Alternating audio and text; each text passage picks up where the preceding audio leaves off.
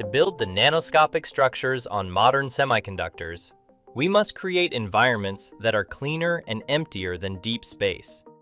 But creating a container of nothing is an incredibly difficult engineering challenge. It requires specialized pumps, precision seals, and an understanding of complex physics to keep the outside world from rushing back in. In this course, you will learn how to build, operate, and troubleshoot industrial vacuum systems.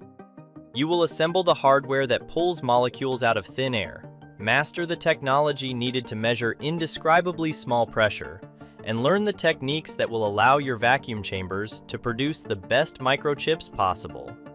Welcome to Industrial Vacuum Systems for Semiconductor Manufacturing. Master the invisible.